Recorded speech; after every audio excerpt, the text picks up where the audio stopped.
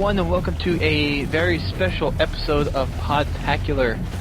I am Dust Storm. And I am Brent Gamer. Yay. And this is the second time we're actually doing this because the first time did it with Greg, it didn't record because Skype was being stupid. So This is actually the second attempt at this very special episode. And what we're doing for this is actually going through the multiplayer trailer that was released by Bungie on, when was it? Monday? I think it was Wednesday? Tuesday, maybe? Yes. Yeah. Earlier this week. We'll just say that. So we are going to walk through that, and we're actually watching it as we're recording this. There will be a PodTV episode out a little later with actually KBC, PK, and I will do a whole video digest on this for PodTV. So this is basically just the audio part that we want to try to get out while it was still fresh on everyone's mind. So, before we get into it, Brent, was there any kind of one particular thing that really stuck out to you? The biggest thing that I saw that kind of got me excited was just the idea of all the different, equipment that we'll be able to use, the loadouts, as it were. The thing I didn't expect to see was the bubble shield style equipment that appears to be in the video, where that's actually pretty interesting. Yeah, the ghost tries to splatter the guy, and he throws down the shield, and it survives a blast after sticking the ghost or something. It was pretty cool, but yeah, should be interesting. I don't know. I think probably one of the bigger things for me was the possibility of clan support, active roster, which I'm going to assume is some kind of clan system. Not exactly sure what that is. Some were theorizing that it would be like where you can just jump in and out of the game while it's going on. Yeah, that's what Greg thought too. But that seems a little like, would it be you kind of rotate in if you're just like sitting there waiting, or? Well, I mean, it's kind of like in odd man. It kind of goes back to the whole odd man out thing from Halo 1 and 2. Yeah, well, I think it's kind of like, it might be, again, we don't exactly know what active roster is, but if in Call of Duty, it's kind of where you can jump in while the game's going on. So like mid-game, even if there's only like 3 kills left, you can still jump into a Call of Duty game. You can still get in there. I mean, and you obviously can't do that in Halo. I mean, as far as matchmaking goes. Right, like a lot of the other matchmaking is, if there's a game with a slot open that's going, you can fill it. Because I guess that's what this is, kind of. I don't know. Again, I hope it's clan support. I'm really not, enthused at the idea of, being able to jump into a game after it's already started. I don't know. It just kind of kills. It seems like it's, detrimental to the experience. I think for a few games, it actually wouldn't be that bad. And if you have, I don't know, I think there's a few cases. I mean, this wouldn't be probably a general case that could be applied to most games, but I think there could be a few games where if you jump out and your friend's playing in the matchmaking game, like if people drop connection or something, that you could go in and fill it. Maybe that kind of thing.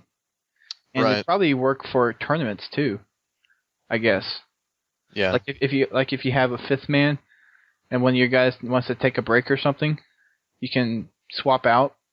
Mm-hmm. Maybe. Like, again, I hope that it's the clan thing. Like, I would prefer that because I just love clans. And, I loved clans back in Halo 2, and I would love to see them in Halo Reach. It's just the first thing I thought when I saw active roster was, okay, clan support. They're bringing it back. Yeah. The only issue I see with that is that back in Halo 3, I think they said that they wanted to do clan support, but there was something about the way that Xbox Live is implemented on the 360 that there just wasn't a way to do it.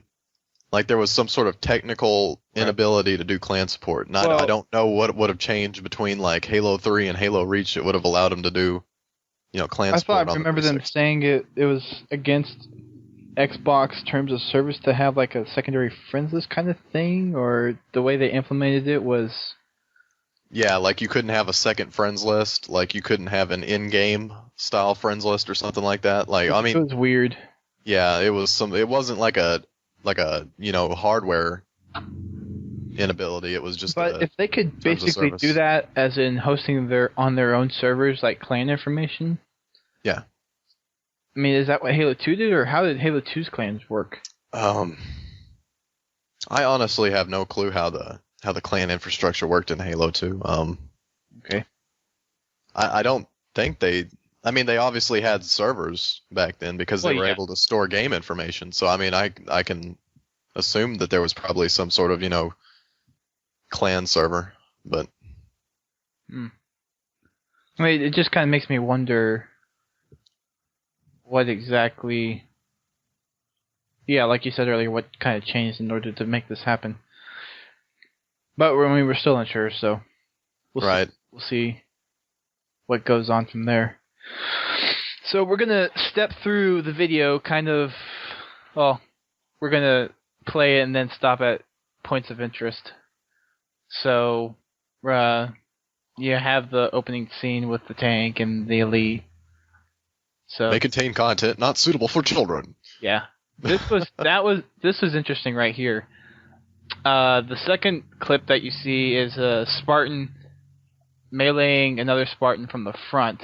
And I remember in the Vidoc where they had the assassination animation, but this is showing it to where they have an animation possibly for all melee.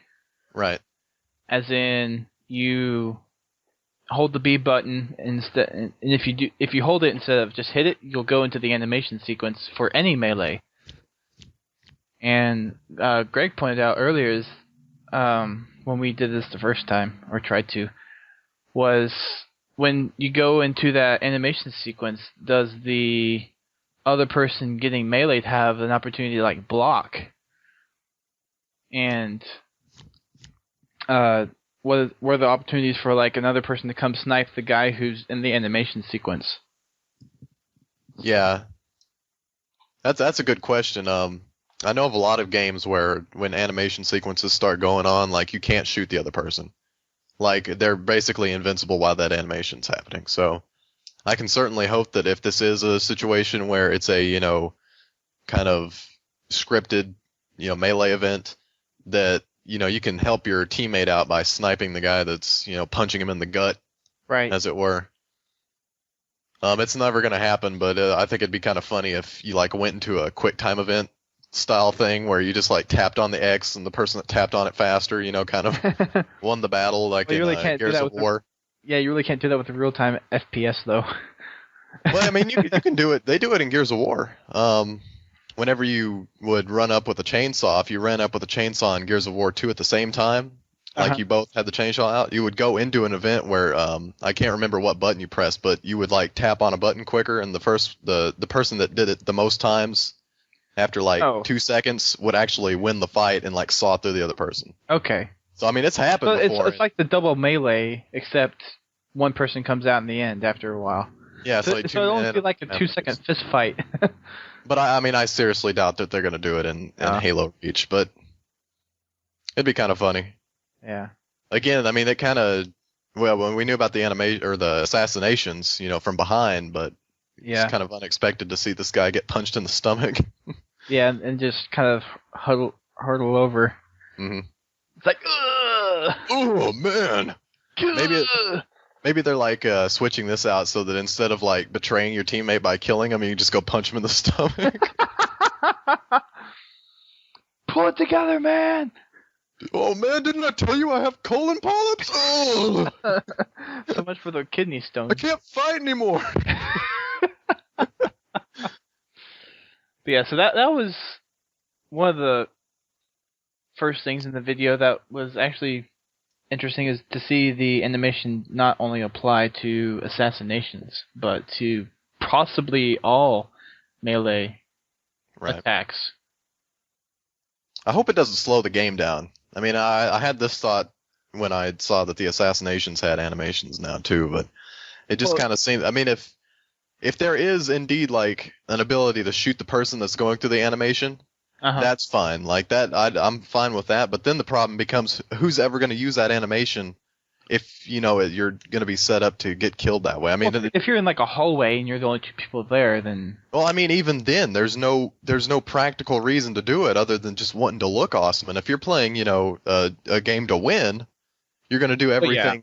You're going to do everything it takes to, play professionally. You're not going to be like, well, there's no one around. Why don't we do this my way? And just jump on his back and like slam a knife into his neck. Like, I mean, it'll look cool the first couple of times, but I just can't see it happening over and over again as the game ages and more people start to play it to win instead of just playing it. Well, it's just like teabagging. Yeah, but even teabagging, to an extent, the pros don't do it. I mean, they do it, but it doesn't happen very often. But this seems like something that you can do time and time and time again, I mean, you do a teabag after you just had an awesome kill. Like, if you just get like a, Killtacular or an extermination, like running over and teabagging the guy, I mean, that's because that was an awesome moment. But this is something that, just marks the occasion of like an assassination or possibly in this case, just going up and meleeing somebody straight up. So we'll just have to see how it pans out. I don't know the mechanics behind it, so I'm not going to make a value judgment. Yeah. Well, I mean, it doesn't seem like it takes really long, too. It looks like it's like 2 seconds. Yeah, but I mean... Which, I mean, it's still significant. Yeah, I mean, assassinations in old Halos are instant, just one punch, it's over, Well, I mean, it seems like the assassinations are still there, the regular ones. It's just that if you hold B down instead of just tapping it, then it goes into the animation sequence. Right. I'm just saying that I don't see how the animation sequences are going to hold up, but... Okay. I don't know. Fair enough. They look cool. I'll give them that. Machinima. Yeah. And we go on, we have a level... And that was another thing, was the jumping and rolling elites. Right. I counted 5 loadouts in the video that we saw. And we'll get to the elite one later, but we're looking at the loadout screen right now, and we have the 3 big ones that they're trying to push is the jump packs, the cloak, and the sprint. So we've seen the sprint one before, and that one is the diamond with the lightning. The cloak is the triangle with the eye, and the jump pack looks like a jump pack, pretty much. Mm-hmm. So those 3 are the big ones, most likely. So which out of those 3 are you most excited to use in Halo Reach? I'm actually wondering what kind of like a all-air battle, like jetpack, everyone has jetpacks battle would be like. Right. So I'm really curious about the jetpack one. And actually, Greg and I brought this up earlier, is of a balance factor of the jetpack, like possibly limiting its maneuverability, because he had basically a scenario like if you have the whole other team in jetpacks, how hard it would be to kill them. Well, they'd be flying around in the air. I mean, they've got like an entire like x-axis to work with at that, or the y-axis to work with, at that point. So it's kind of. Well, I think if they limit the mobility of the jetpacks when you're in the air, it'll probably even out. Yeah. I don't understand how the mechanics of the jetpack work exactly right now. Like, I'm trying to think of how they control. Do you essentially just activate it and it automatically just starts? It just keeps going. Yeah. And like you maneuver around in the air, but I mean you can't stop. You can't like hover around. Well, I'm assuming you can stop because for all the loadouts I've seen, you have the dial around it that's like a time cooldown or like fuel or energy or whatever it's for. Like if you remember the Vidoc where the guy was sprinting, you saw the little dial decrease as he was sprinting. I think all the loadouts basically have that. Yeah, I expected that, but I'm saying, like, can you hover around in the air? Can you stay in one place, or is the jetpack just constantly going, and, like, once you run out of fuel, you just fall back down? I'm betting once you run out of fuel, you fall down, but hovering, I'm not exactly sure. I would assume it'd be similar to the jetpacks that the Brutes had in Halo 3. Right. That would be my best guess. So we'll have to see how that turns out. But the cloaking and the sprint seem pretty standard. Yeah, I mean, we've had cloaking in Halo for Yeah. the whole time now. Halo 1, yeah. Yeah. So going on here, we have King of the Hill. And that was another... Actually, this is another thing. I'm going to bring this up early before we move on. Is the... I don't know if you can see right there, Brent. Yeah, some water. Spillway. Yeah. It says spillway right there. There's integrated callouts. Right. In the game now.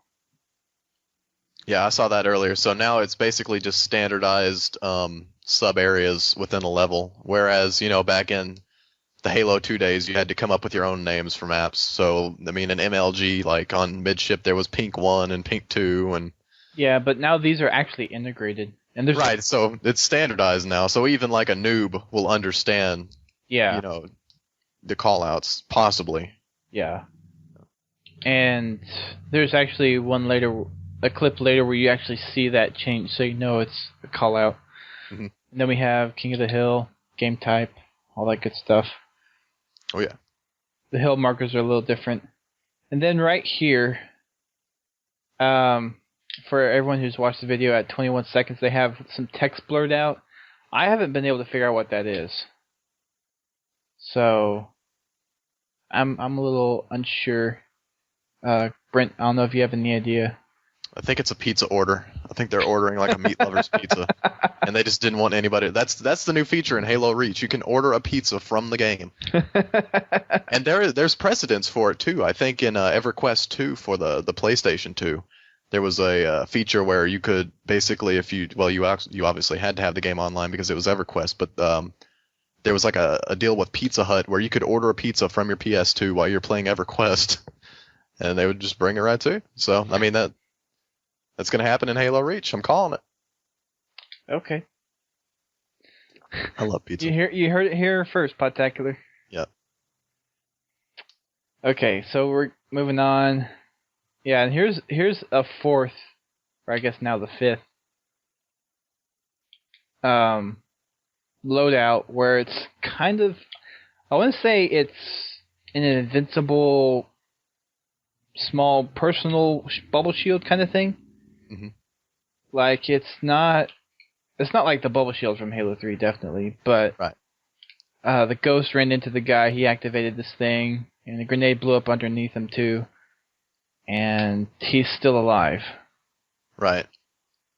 And I think it's going to be balanced out by the fact that you go into the third-person animation style like they do for assassinations, so I don't think you'll be able to shoot or anything while you're in this state. You would have to be.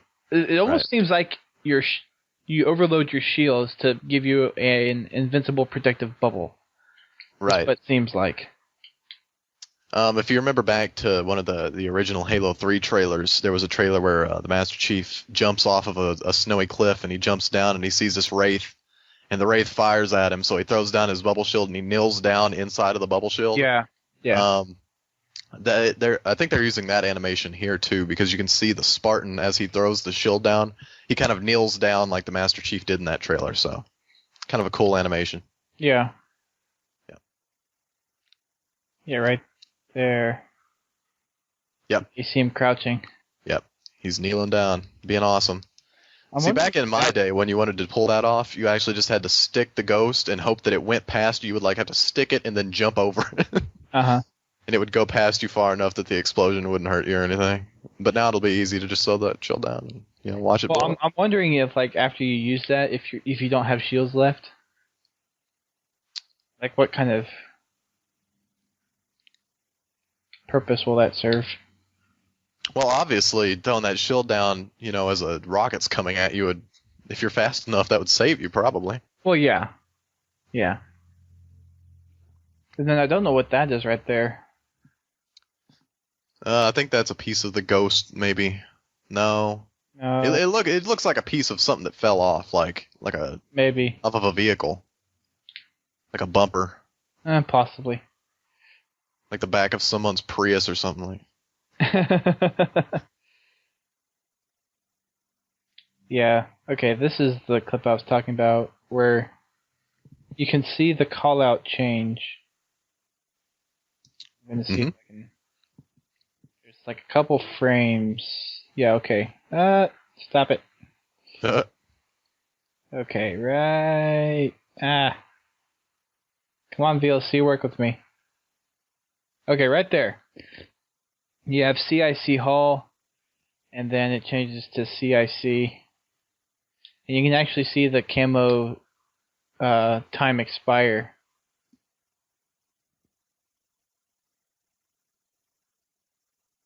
So, that's pretty nice.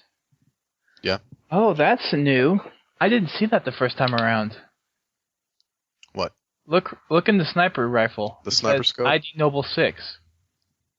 I can't see it because my video's Okay, right here it says ID Noble. de-enlarged. Okay, I see it now. I put it into full screen. Yeah, ID Nobles. ID Noble 6. I wonder if that... Huh. That's new. I wonder if you can kind of choose your player like you could do for ODST. Possibly. Maybe. I don't know. Huh. That's actually new. I didn't see that before. I like the new look of the sniper rifle. It's pretty cool. Yeah. Looks rugged. nice. Yes, it does. Looks larger. And look at how many dots are on this radar. Yeah, I saw something like that earlier where there was like just a bunch of dots swarming around, and I wondered like if those are actual players or if they're like reinstituting the radar jammer. I think it's a radar jammer because if I remember right, some of those dots were moving too fast. But we'll talk about it when we get there. Yeah. Assassination clip, and this one we're at 33 seconds. There's an invasion game type, which we're not sure if that is because there are two things that it showed. It was invasion and then elites versus Spartans. And for this clip, this definitely looks like there's elites, like there's a team possibly that's elites and a team that's Spartans, maybe. Yeah. And like, if you're on the elite team, you have to invade kind of thing. I'm not sure exactly what that is. Right. But it's definitely a new game type. And later in the video, they have a portion where there's a generator, like on the map, and he shoots a rocket at it and it explodes. So it's possible that it's a like an objective game type where there's set points around the map. That's probably different though. I'm betting that's different. And when we get there, I'll say why. But also in this frame, we have the loadout that we don't see actually used from a first-person view. And it's an oval with two arrows on the side. And I want to say that is the jump and roll that the elites have, but not sure if that's for elites only. Like, I don't know, what do you think, Brent? Because if it was for elites only, that would kind of suck. Yeah, I don't see how they could make it work for elites only. I mean, it would have to like only work in one game type, which would be elites versus Spartans or however they're going to work. I don't see like loadouts working for just one class, like or one model type. Because I see only elites use it, which is like, can the elites use other ones? Can Spartan use it, or what's going on here? Kind of looks like I don't know, but it kind of looks like the equipment symbol for the radar jammer back in Halo 3. A little bit. So I don't know. Maybe. Okay, so moving right along. Drop ship. So, yeah, here's more of the invasion. And it's basically a lot of elites battling Spartans. And there's also other waypoints on here that I'm not sure if it's like...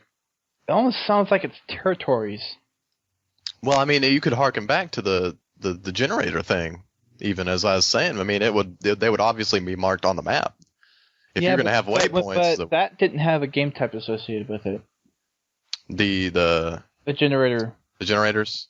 Yeah, and the scores were the score things down here looked really different. Yeah. So.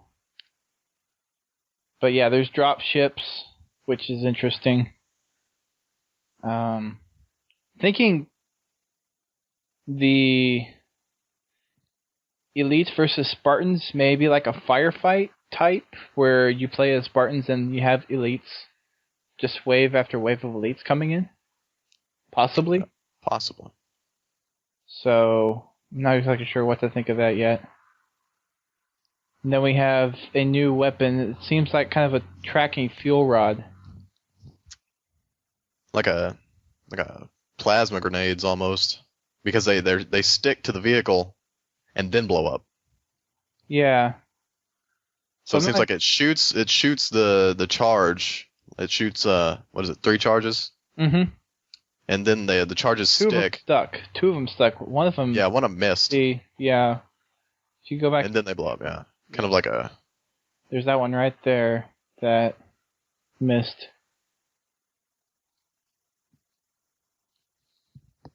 So that's interesting. Then the next clip after that is the jump roll elite with the shields down. And then we get onto this new game type, Headhunter, which kind of seems almost like a VIP style game type where this is my best guess, where you get points based on who you kill and like who's doing the best, I guess. I don't know, what would be your take on that? The skulls that fall out kind of indicate maybe that you run over the skulls and you pick them up, and you get score based on like how many skulls you can obtain. Because I mean, I don't see why in a VIP game type you would have these skulls that just pop out, like multiple skulls even. So it seems like they're a collectible item. So what, like coin runners on Mario Kart? I don't remember that game type. I've played Mario Kart in the past, but just kind of I don't know if it's just for headshots that the skulls pop out, or if it's any kill. I think it might just be headshots. It looks like it's just headshots. Yeah. So, run out, grab those. But yeah, that's definitely a beam rifle. Look at the detail on that. That's insane.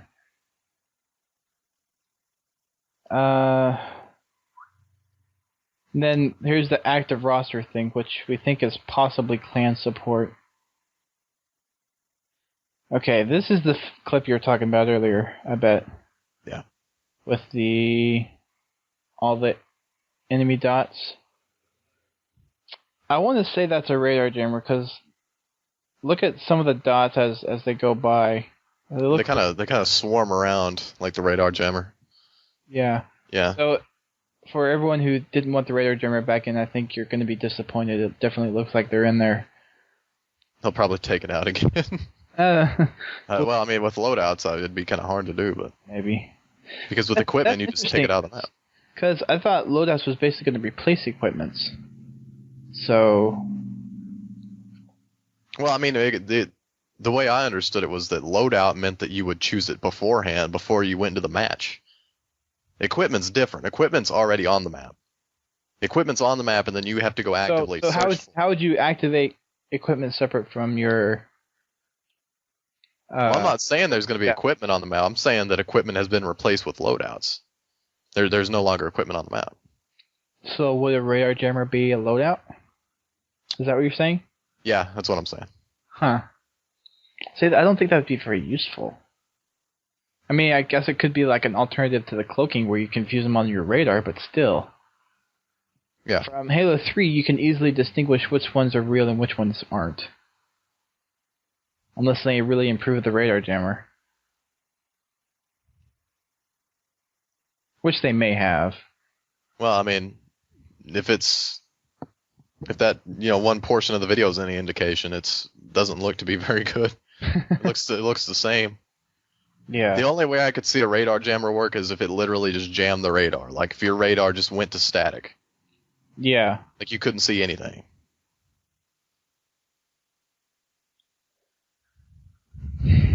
But yeah, Greg also pointed out at this point you see where there's health.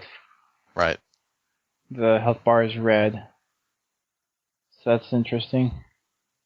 More territories, and then you have the rocket launcher, nade launcher, whatever you want to call it, launcher.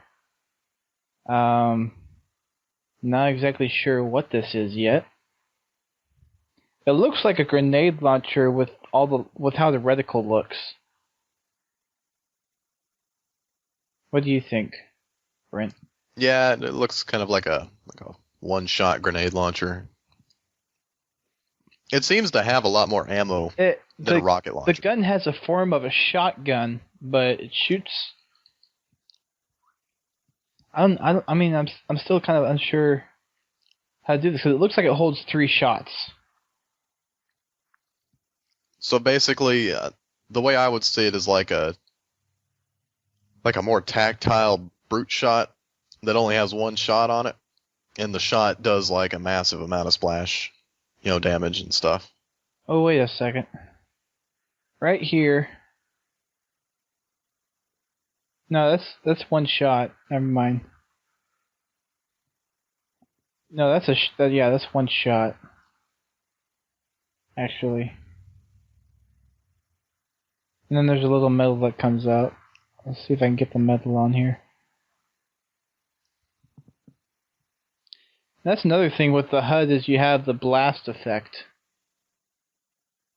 Yeah. So if you have a blast right by you, it brightens up your HUD a little bit. Let's see if I can get this over. No, back.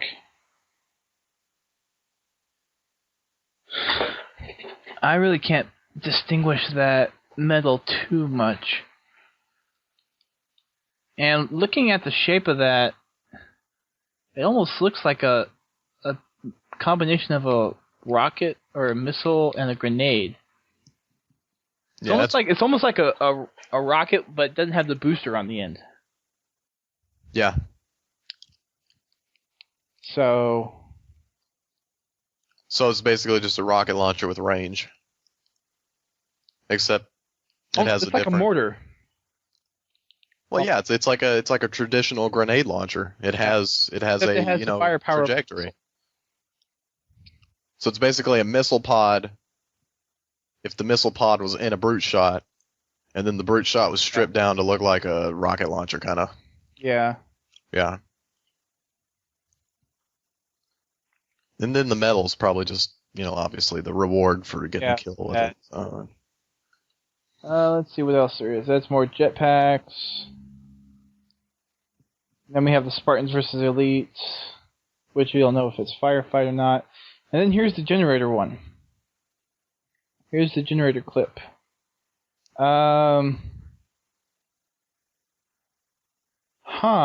Okay.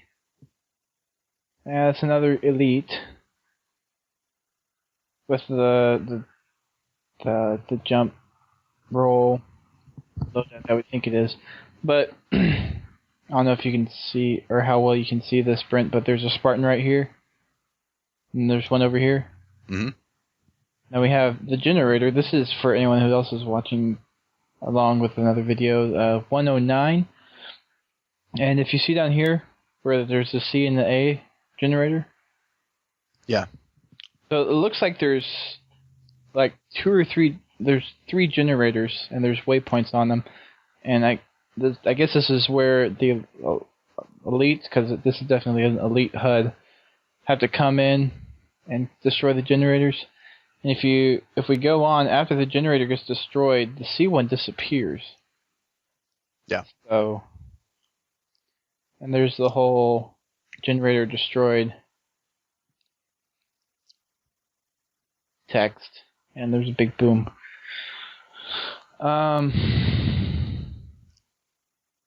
So there's that. Let's see what else there is. The arena. I'm guessing that's either a map or a game type kind of thing. Yeah. I don't know. Kind of like it almost sounds like an FFA game type, maybe. Yeah. I don't know what exactly that is. Apparently, it must not have been too interesting because they don't show very much of it. Yeah. Let's see. Okay, there's something I want to talk about.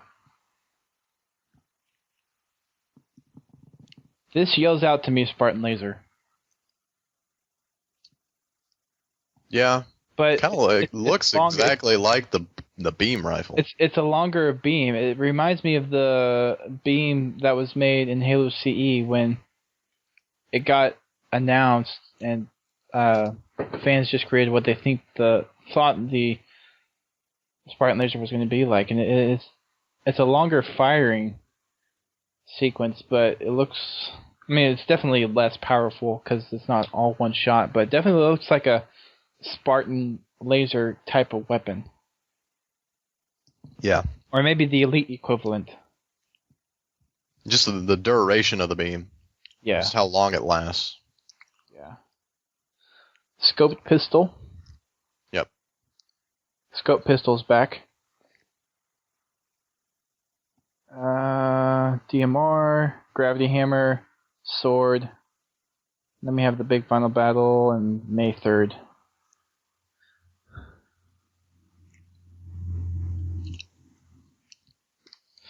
So that's pretty much all I can think of. That's your first look at Final Fantasy 13 on Xbox 360. Yeah, right. Definitely showing a lot, at least in the multiplayer aspect. Not sure how much of that's going to translate over to campaign. I hope most of it does. Like at least for like the jump packs, the cloak, the sprint, all the loadouts. Right. Loadout stuff.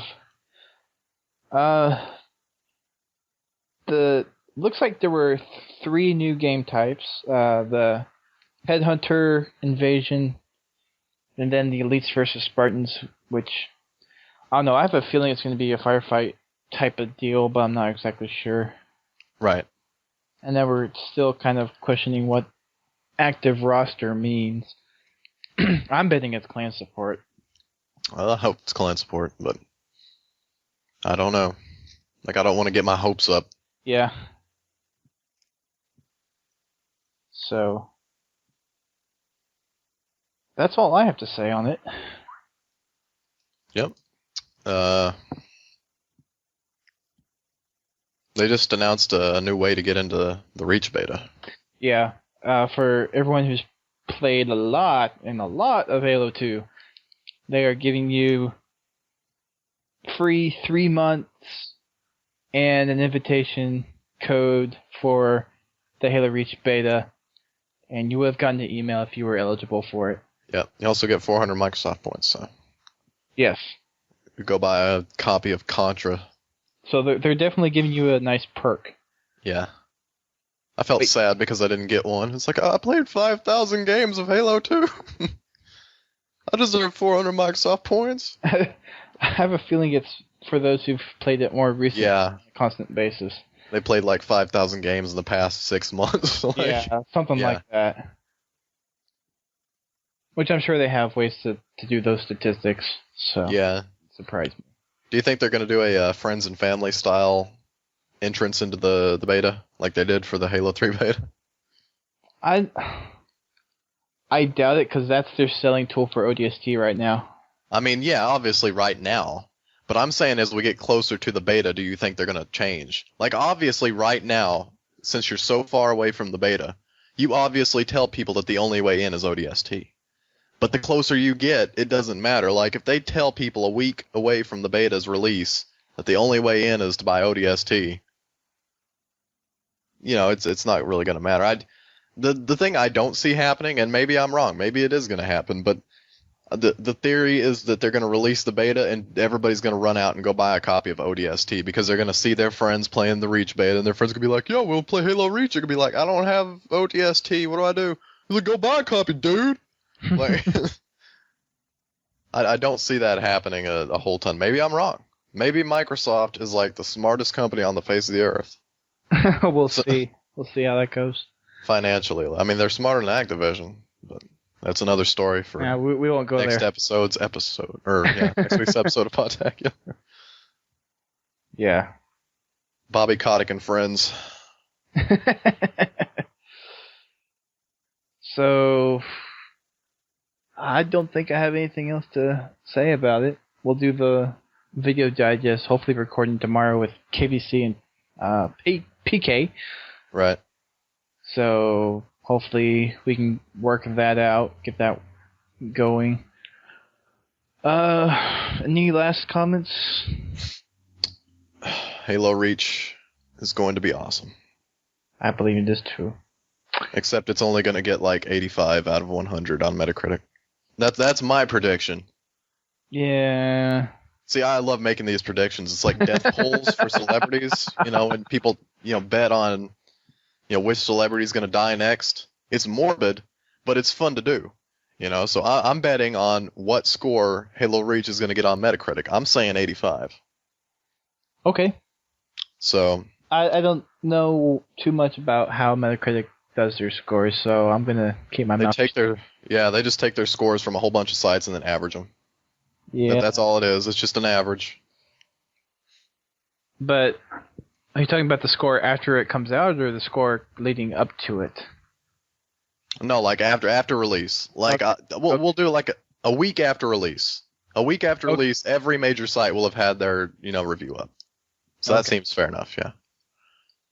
Yeah, I don't trust Metacritic like before games come out, because usually the Metacritic scores for if they come out before the release, it's usually because somebody broke embargo, and the only people that are going to break embargo are these tiny little sites that have like nothing to lose, and it's usually like the worst written review on the face of the earth, and they usually get like 5 out of 10.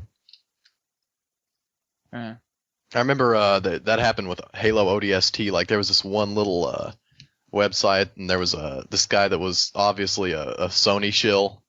Like he loves Sony, and he released a review of the game a week before the ODST came out, and it was obvious he didn't play it. He's like, Halo R suck, and Halo ODST R suck harder. I was like, what? Okay, interesting. 2.5 out of 10. There you go. You don't trust Metacritic scores. They're not. Don't base your opinion of a product on the Metascore. Yeah. Go to the individual review. Don't read the score. Just read the review and make up your own opinion based on that. I believe that reviews have they have value, but I don't think that the score that they attach to the game has value. I think that if you really want to get a feel of what they think of the game, you have to actually read the review. So. Well, yeah. Yeah. Because sometimes even their review scores aren't, reflective of what they say. Reflective of what they say. Like they'll give a game like a 10 out of 10. They'll be like, "This game is awful and has major flaws that cause, permanent damage to your Xbox 360. Do not play this game." Yeah. And then on the other end of that, they like give a game a 6 out of 10. They're like, "This is the most innovative game I've played in 20 years of reviewing games." Like what? So just read the review. Fair enough. I don't know why we're talking about this. I guess I just went off on a tangent. But something to fill time. Something to give people something to listen to. No, we weren't planning for this to be long anyway. Yeah. So thanks for listening in, everyone. I am Dust Storm. And I'm Brent Gamer. With no space. Yes. Yet. Thanks for listening in, and very much looking forward to the beta. Yeah. May 3rd. Be there.